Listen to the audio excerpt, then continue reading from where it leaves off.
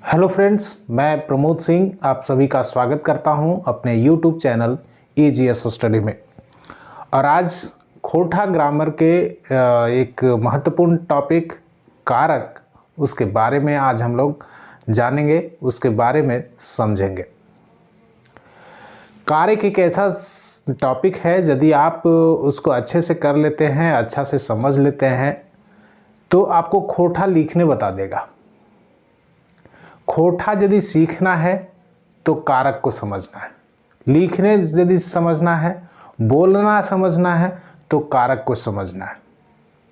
और कारक कोई विशेष ऐसा भी तोप नहीं है जिसको कि सॉल्व नहीं किया जा सकता। बहुत आसानी से इसको समझा जा सकता है। और इसमें भी आसान तब और हो जाएगा यदि आप हिंदी का जो कारक है उसको बढ़िया से समझे। ऐसे डिफरेंसेस तो काफ़ी हैं, लेकिन यदि हिंदी वाला आपको याद है तो आपको ये पता होगा कि अपदान कारक में हिंदी का जो खोटा विभक्ति होता है उसके जगह पर हमें खोटा में क्या लगाना है। इसीलिए आज का ये वीडियो होगा सबसे महत्वपूर्ण खोटा सीखने के लिए। ध्यान दीजिएगा वीडियो में, और वीडियो हो सकता है कुछ लंबा भी जाए। कोशिश करूँगा कि एक ही वीडियो में पूरा का पूरा कारक कंप्लीट कर दूं। वीडियो में बने रहिए और आप इसका इम्पॉर्टेंस समझिए और आप इसका लाभ उठाइए। ठीक है, आइए बात करते हैं कारक के बारे में। ठीक है, कारक जो है वह कारक मतलब हिंदी शब्द कारक मतलब होता क्या है ये समझिए। तो खोटा में कारक मतलब किसको कहते हैं? तो करने वाला को। कारक मतलब करने वाला है। खोटा में बोले तो करनिहार, करनहार, है ना, करे वाला इसको बोल सकते हैं, करे वाला, करने वाला, करनिहार, या फिर करे वाला इसको बोल सकते हैं खोटा में। तो क्या कारक इसी को कहते हैं? तो करने वाला को तो कर्ता कहते हैं। तो कारक का मतलब क्या होता है? कारक का शाब्दिक अर्थ ये होता है। कैसे? तो इसका यदि हम एग्जाम्पल निकालें तो जैसे हानिकारक हम लिखते हैं, तो हानिकारक हानि और कारक से मिलकर के बना है। तो हानिकारक मतलब क्या हुआ? हानि करने वाला, यही ना हुआ, हानि करने वाला। तो हानि करने वाला हुआ तो कारक मतलब तो करने वाला हुआ ना, इस दृष्टि से। लेकिन यदि हम इसका अर्थ, इसके शाब्दिक अर्थ पर जाएं तो हमें कंफ्यूजन पैदा होगा। हमें कंफ्यूज नहीं होना है, ध्यान रखना इसके व्याकरण के इंपॉर्टेंस के आधार पर। ठीक है, व्याकरण के इंपॉर्टेंस के आधार पर इसका ध्यान रखना है। तो व्याकरण में कारक को क्या कहते हैं हम खोटा में आपको बता रहे हैं। ठीक है, सबसे पहले हिंदी में समझे कारक किसको कहते हैं। तो कारक एक विभक्ति है जो संज्ञा और सर्वनाम के विभिन्न रूपों के साथ आकर के उनके बीच के संबंध को दिखाता है। ठीक है, कारक एक विभक्ति है जो संज्ञा और सर्वनाम के साथ आकर उनके बीच रिलेशन अर्थात संबंध को दिखाता है ताकि वाक्य का संपूर्ण अर्थ निकल जाए। ठीक है, इसको हम हिंदी का एक उदाहरण से लेते हैं। ठीक है, राम पटना रांची किताब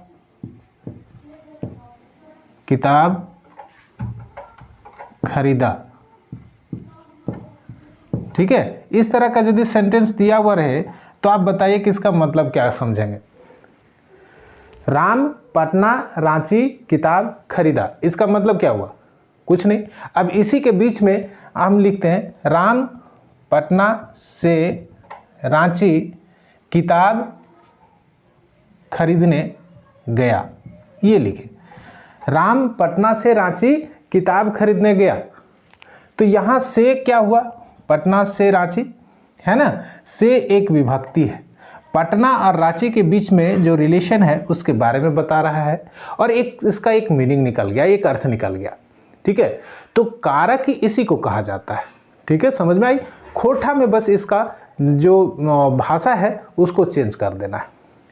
खोटा में कारक उस संज्ञा और संज्ञा और सर्वनाम के उ रूपे के कहल जाए जे शब्द के जे वाक्य के आरो आरो शब्द के मांझे आ करके ओकर बीच में जे रिश्ता नाता गोता बतवो है ओकरा कारक कहल जाए। फिर से एक बार समझे, कारक संज्ञा और सर्वनाम के उस रूप के कहल जाए जे वाक्य के आरो आरो शब्द के मांझे अथवा मतलब मध्य मांझे आकर ओकरिन के बीच नाता गोता या रिश्ता बतवो है ओकरा कारक कहल जाए।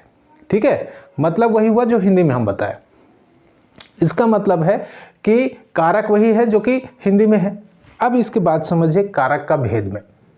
तो कारक का भेद हम हिंदी में देखे हैं कितना, 8 भेद होते हैं। तो क्या खोटा में भी यही होते हैं? तो इसलिए इसके रूप में जानने से पहले हम आपको ए.के. झा जो खोटा के महत्वपूर्ण विद्वान हैं, काफ़ी नामी गिरामी विद्वान हैं, उनका जो मत है उसके बारे में मैं आपको बता रहा हूँ।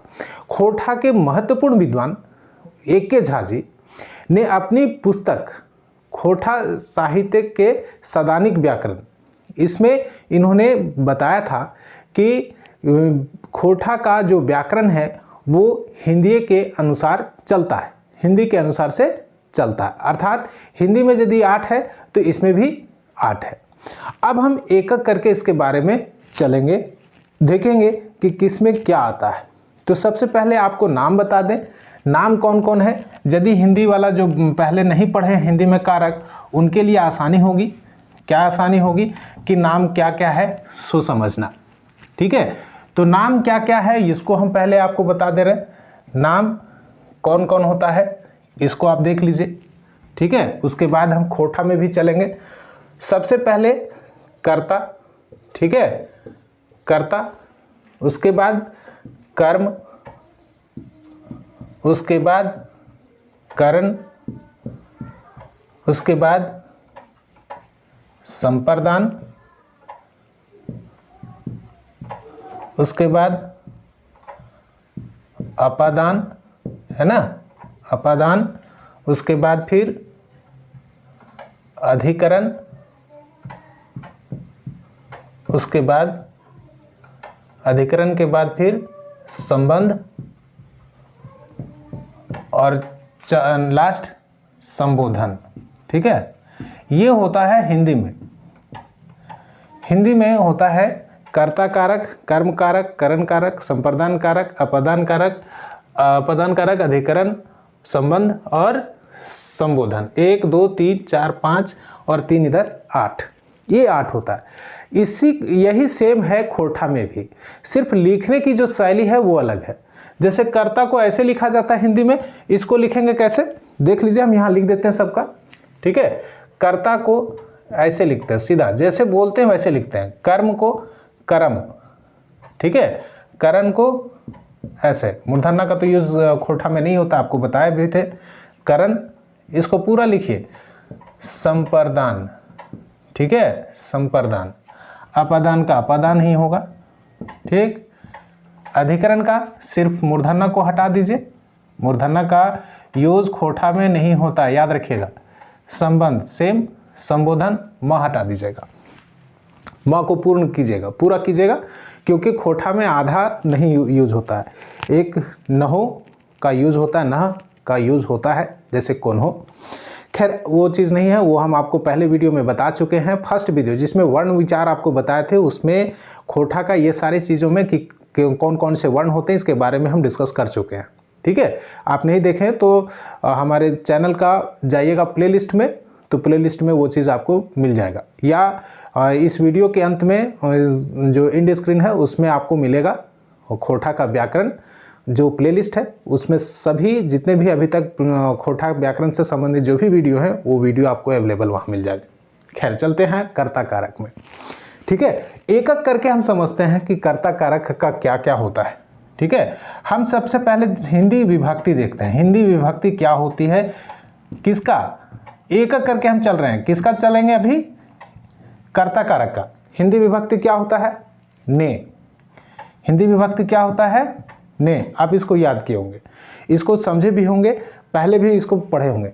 तो खोठा में विभक्ति क्या होता है, खोठा विभक्ति क्या होता है, इसको याद कीजिएगा और ध्यान रखिएगा। खोठा में विभक्ति इसका शून्य होता है, 0 शून्य, ठीक है, शून्य। खोठा में इसकी विभक्ति शून्य होती है और इसके उदाहरण क्या क्या हैं सो भी समझे। लेकिन ध्यान रखिएगा, एक तो शून्य और भी कहीं कहीं में यूज़ किया जाता है, जैसे कहीं कहीं ए यानी कि अनुस्वार, ध्यान रखिएगा अनुस्वार का यूज होता है, ठीक है, अनुस्वार। अब इसका उदाहरण देख लेते हैं, उदाहरण देखते हैं तभी तो समझ में आएगा कि क्या क्या होता है। ध्यान रखिएगा, हिंदी विभक्ति कर्ता कारक का क्या है, ने, ठीक है, ये तो आप याद किए होंगे, आई थिंक आप ये जरूर इसको याद किए होंगे। लेकिन खोठा में विभक्ति आप नहीं याद किए तो इसको भी याद रख लीजिएगा कि खोठा में विभक्ति क्या होता है। तो खोठा में कर्ता कारक की विभक्ति सामान्यतः शून्य होता नहीं होता, पता नहीं चलेगा, लेकिन कहीं कहीं ए का भी उच्चारण होता है, अनुस्वार लगाया जाता है। जैसे हम आपको बोलते हैं, लिखते हैं, हम यहाँ लिखते हैं उदाहरण, ठीक है, राम, हम इधर मिटा रहे हैं, मिटा करके हम लिखते हैं इधर, ठीक, आप देख लीजिएगा कहीं लिख लीजिएगा अपने कॉपी में, ठीक है, ये हम आपको बता दिए हैं। यदि हम इसका खोठा में पहले शून्य वाला देख लेते हैं कि होता है कि नहीं। जैसे राम ने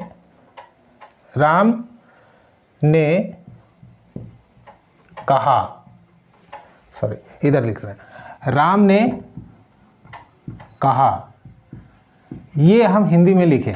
अब इसको खोठा में लिखेंगे तो क्या होगा, तो राम ने कर्ता का ने पहचान हुआ, राम क्या है, कर्ता है ना, राम ने कहा, कहने वाला कौन है, तो राम है, तो राम ने कहा, राम ने कहा। ध्यान रखिएगा, बहुत होता है कि कर्ता भी नहीं पहचान पाते, कर्ता कौन होता है, कर्म कौन होता है, ये नहीं पहचानते। पहले आपको वो पहचानना होगा तभी आप विभक्ति लगा सकते हैं, नहीं पहचान पाएंगे तो आप विभक्ति नहीं लगा सकते, गलत जगह पर विभक्ति लगा देंगे, ठीक है। तो यहाँ राम ने कहा, कर्ता कौन है, तो राम है ना, कर्ता तो राम है ना, सब्जेक्ट यही ना है, तो राम के साथ में क्या लगेगा, तो राम के हम खोठा में जिस लिखते हैं तो राम कहलकै या राम कहलै, राम कहलै या कहलकै, ये लिखते हैं, है ना, राम कहलकै या राम कहलै।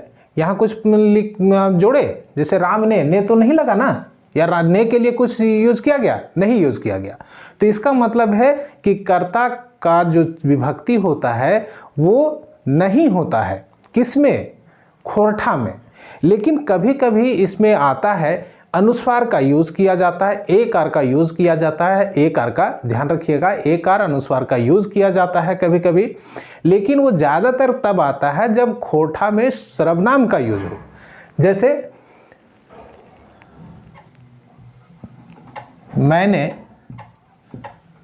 मैंने उससे कहा, ठीक है, मैंने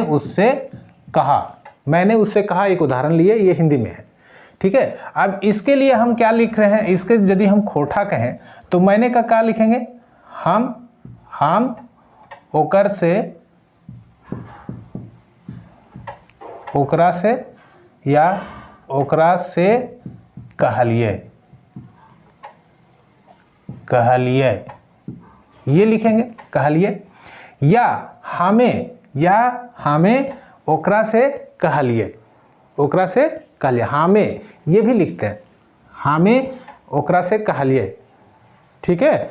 तो कभी कभी खोठा में कर्ता कारक का जो विभक्ति होता है, खास करके संज्ञा यदि है, संज्ञा है, नॉन है, तो उसके साथ में कर्ता का कोई विभक्ति नहीं लगता, कारक का कोई विभक्ति नहीं लगता।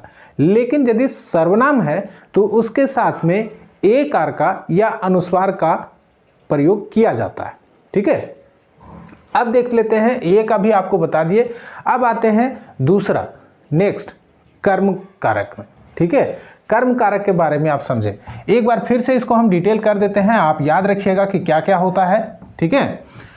खोठा में हिंदी में कर्ता का पहचान होता है, कर्ता की विभक्ति होती है क्या, ने, ठीक है। लेकिन खोठा में कर्ता की कोई विभक्ति नहीं होती, ठीक है, ध्यान रखिएगा, खोठा में कर्ता की कोई विभक्ति नहीं होती, शून्य होता है। लेकिन कहीं कहीं पर इसका अनुस्वार के रूप में, एकार अनुस्वार के रूप में यूज किया जाता है, खास करके खोठा सर्वनाम के साथ, ठीक है। खोठा सर्वनाम यदि है कर्ता के रूप में तो उसके साथ में एकार का यूज अनुस्वार के साथ किया जा सकता है, जैसे किया जाता है, जैसे हम का हमें, हमें कहलिए, ठीक है। कर्ता कारक के बाद अब हम लोग देखते हैं कर्ता के बाद दूसरा जो कारक है वो है कर्म कारक, ठीक है। कर्म कारक को हम देखते हैं, कर्म कारक, ठीक है।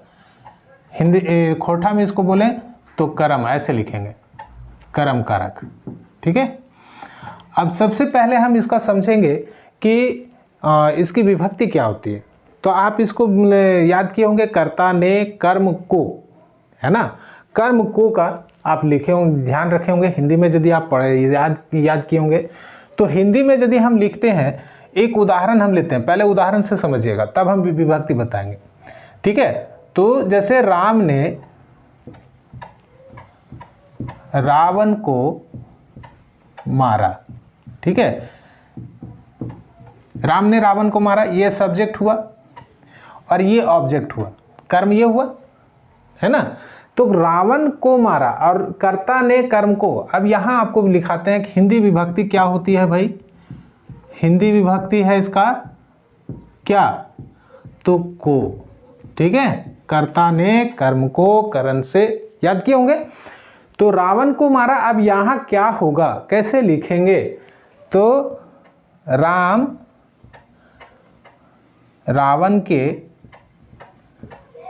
रावण ऐसे लिखेंगे, दंतना का, रावण के मारल थी, मारले हल थी या मारल थी, ठीक है। इसको लिखेंगे राम रावण के मारले हल थी, हल थी, थ का उच्चारण जैसे इस तरह करते हैं रिस्पेक्ट दिखाने के लिए, ठीक है। राम रावण के मारले हल थी या राम रावण के मारले हल है, यही बोलेंगे, राम रावण के मारले हल है या राम रावण के मारले हल थी, ठीक है। तो यहां को के जगह पर हम क्या यूज किए हैं, ध्यान दीजिए, राम रावण के मारले हल थी, तो यहां था राम ने रावण को मारा, तो हम कर्ता बताए कि कर्ता साइलेंट हो गया, कर्ता का जो विभक्ति है कर्ता कारक का वो साइलेंट हो गया, तो यहां कुछ नहीं है। राम ने रावण को मारा, तो रावण को जो विभक्ति आया कर्म कारक का, वो जो था के, वो को जो है वो के रूप में बदल गया, किसमें, जब खोठा आया। तो खोठा की विभक्ति क्या हुआ भाई, खोठा की विभक्ति क्या हुआ, के, ध्यान रखिएगा, एकदम महत्वपूर्ण है ये, क्योंकि ज्यादातर जो है हम वही बता रहे हैं जो आपको ध्यान रखना। ऐसा नहीं कि किताबों में बहुत सारी चीजें लिखी हुई है और उन सारी चीजों पर ध्यान रखने की जरूरत नहीं है, ठीक है। कभी कभी ध्यान रखिएगा कि खोठा एक ऐसा सब्जेक्ट है जो अभी कह सकते हैं कि शैशवावस्था में अभी इसका विकास हो रहा है, और इसके कई सारे स्वरूप ऐसे भी हैं जिसको अभी भी लिपिबद्ध नहीं किया गया। जब विद्वान बैठते हैं एक जगह पर, खोठा के साहित्यकार एक जगह बैठते हैं, एक स्थान पर बैठते हैं, तो फिर इस पर चर्चा होती है, तब इसमें कुछ परिष्कृत किया जाता है, इसमें कुछ नए चीज़ जोड़े जाते हैं। और अभी भी क्षेत्रीय विभिन्नता बहुत सारी देखने को मिलती है खोठा में। तो ऐसा नहीं है कि हम खोठा के जगह पर राम रावण के मारले हल थी या राम रावण के मारले हल है ये लिखें, तो दोनों में से दोनों, ऐसा नहीं कि एक गलत हो जाएगा एक सही हो जाएगा, दोनों सही है। राम रावण के मारले हल है या राम रावण के मारले हल थे, ठीक है, ये दोनों सही है। तो ध्यान रखिएगा, खोठा में इस तरह की चीजें, इस तरह के डिफरेंसेस मिल सकते हैं, ऐसा नहीं है कि नहीं मिल सकता। उसके बाद दूसरा देखते हैं इसमें, ठीक है, दूसरा देखते हैं, मैंने आपको कहा, मैंने, एक उदाहरण और देखते हैं, मैंने आपको कहा, ठीक है। अब यहां ऑब्जेक्ट कौन है, आप, ऑब्जेक्ट ये हुआ ना, कर्म कौन हुआ, आप, और आपके साथ लगा हुआ को, है ना, मैंने, और सब्जेक्ट कौन हुआ, मैं, और इसके साथ लगा हुआ है ने, है ना। मैंने आपको कहा, मैंने आपको कहा। अब इसका खोटा यदि हम लिखेंगे, अब इसका यदि खोटा हम लिखेंगे तो क्या लिखेंगे? हम तोहरा कहलिए, हम तोहरा कहलिए, हम तोहरा कहलिए। अब यहां देखेंगे तो को के जगह पर क्या आ गया भाई? तोहर तो होता है खोटा में, तो तोहर के जगह पर क्या आया? आ। ठीक है, इसका मतलब है कि इसमें खोटा में आ भी लगता है। किसके साथ? खोटा विभक्ति जो है कर्म कारक के लिए कर्म कारक की विभक्ति के रूप में आ का भी प्रयोग किया जाता है। अब इसको समरी के रूप में याद रखिए।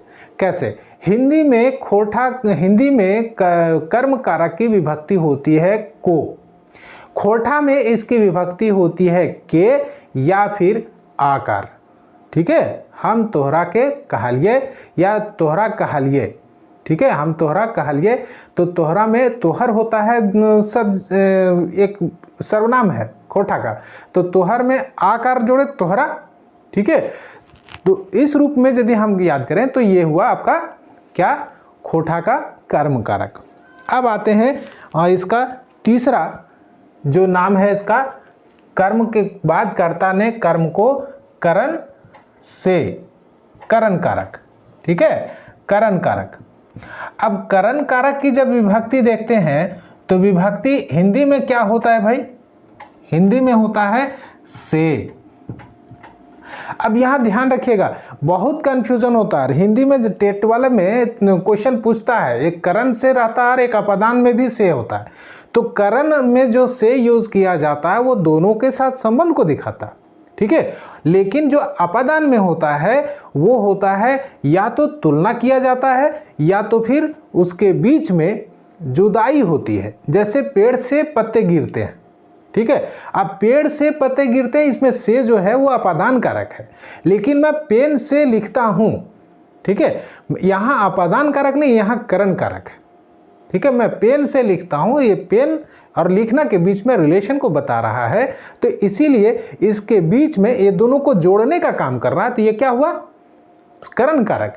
लेकिन पेड़ से पत्ते गिरते हैं तो पेड़ और पत्ता दोनों एक दूसरे से अलग हो गया, तो वहां क्या होगा? अपादान कारक।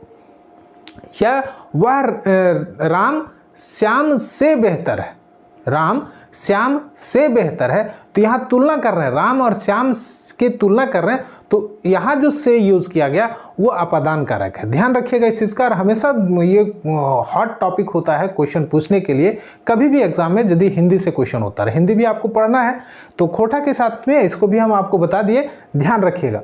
ठीक है, अब से के जगह पर क्या यूज होता है खोटा में? ठीक है, तो खोटा की विभक्ति जो होती है खोटा में, देखिए विभक्ति इसका एक आप सीधा समझिए कि विभक्ति इसमें भी से ही होता है। अब जो परिमार्जन किया गया, इसमें जो जोड़ा गया सो, और नहीं तो इसमें या का उच्चारण होता है, या जोड़ा जाता है, लेकिन बहुत कम है, आपको नहीं मिलेगा। जैसे छड़ी से पीटा, छड़ी से पीटा। ठीक है, ये हम लिखें तो छड़ी से पीटा खोटा में इसको क्या लिखेंगे? सोटा से सोटल कहे या सोटलाई। ठीक है, सोटा से सोटलाई, या सोटा से की जगह पर क्या बोल सकते हैं? छौकनी भी बोलते हैं, छौकनी। ठीक है, छौकनी से सोटलाई ये भी बोलते हैं। तो सोटा से सोटलाई ये हुआ छड़ी से पीटा। ठीक है, या कहीं कहीं जो है कि सोटा से नहीं लिखते हैं, अब यहीं पर इसको या अंतस्या लिखते हैं और यहाँ ऊपर में बिंदी देते हैं। ठीक है, सोटाए सोटलाई। ठीक है, या फिर इसके अंतस्या ना लिख करके इस जगह पर इया वाला जो यूज किया जाता है वो यूज करते हैं, सोटाए सोटलाई। लेकिन जो सोटाई सोटले है वो खोटा का जो एकदम कह सकते हैं ना ठेठ खोटा जो होता है एकदम शुद्ध खोटा, उसमें सोटाई सोटले लिखा जाता है। लेकिन जो हम लोग बोलते हैं, बोलने के क्रम में ये बहुत कम यूज होता है, सोटा से सोटल के ये ज़्यादा यूज़ करते हैं, सोटा से सोटल के। ध्यान रखिएगा विभक्ति हिंदी में भी खोटा में भी से का उच्चारण ज़्यादा, से का यूज़ ज़्यादा होता है, और नहीं तो इया का या फिर अंतस्या का अनुस्वार के रूप में प्रयोग किया जाता है। ठीक है, सोटाई से सोटल या इसको लिखे ज़्यादातर सोटा से सोटल के, ये लिख ज़्यादातर बोलते हैं खोटा भाषा में। ठीक है, अब इससे आते हैं आगे, कर्ता हो गया, कर्म हो गया, करण हो गया। एक और आपको बता रहे हैं, उसके बाद नेक्स्ट बताएंगे आपको दूसरा वीडियो में। ठीक है, दूसरा वीडियो में इसके बाद बताएंगे क्योंकि बहुत लंबा हो जाएगा, तो इतना ज़्यादा सही नहीं है। कर्ता ने कर्म को करण से। अब आते हैं संप्रदान कारक। ठीक है, संप्रदान कारक बहुत आसान है, बस खाली आपको क्या रखना है याद कि इसमें याद क्या करना है आपको कि संप्रदान की विभक्ति क्या होती है। तो हिंदी में विभक्ति आप याद कीजिए, के लिए, संप्रदान के लिए ये विभक्ति होती है ना। अब खोटा में क्या होता है सो देखिए, खोटा में होता है, इसका होता है लागिन, लागिन, खातिर, खातिर, और भी उदाहरण देखते जाएंगे, उसके बाद आपको बताएंगे। जैसे राम, रांची, या राम पढ़ने के लिए रांची गया। राम पढ़ नहीं लिखा रहा यहाँ, राम पढ़ने के लिए रांची गया, ये हिंदी में है। ठीक है, रांची गया, ये हम लिखे हिंदी में। अब इसको हम लिखते हैं खोटा में, तो क्या लिखेंगे, राम पढ़े खातिर रांची गेलय, रांची गेलय, ये लिखते हैं। राम पढ़े खातिर रांची गेलय, या इसको ये भी लिख सकते हैं, राम पढ़े लगिन रांची गेलय। ठीक है, यानी कि यदि संप्रदान के लिए यूज करें तो संप्रदान में लागिन का यूज किया जाता है और खातिर का यूज किया जाता है, साथ में इसमें यूज किया जाता है। और भी देखिए, राम, अब इधर लिखते हैं, राम पढ़े चलते रांची गेलय। ठीक है, ठीक है, राम पढ़े चलते रांची गेलय। और भी इसमें राम पढ़े ले रांची गेलय। ठीक है, ये लिखते हैं, दीर्घई नहीं, राम पढ़े चलते रांची गेलय। तो इसका मतलब है कि लागिन, खातिर या फिर चलते या ले का विभक्ति यूज किया जाता है किसमें, संप्रदान कारक में। ठीक है, ये ध्यान रखिएगा। क्या क्या ध्यान रखिएगा, कर्ता का ने जो विभक्ति है हिंदी में, खोटा में याद रखिएगा कि कोई विभक्ति नहीं होती। ठीक है, कर्म का या करण कारक का और संप्रदान का, ये चार आप लोग को आज बताए। चार जो नेक्स्ट हो गया वो आपको नेक्स्ट वीडियो में बताएंगे, कल के वीडियो में। आप बने रहिएगा, वेट जरूर कीजिए उसका, क्योंकि महत्वपूर्ण है यदि आप इसको सीखना चाहते हैं। ठीक है, आप सभी का धन्यवाद। Thank you for watching.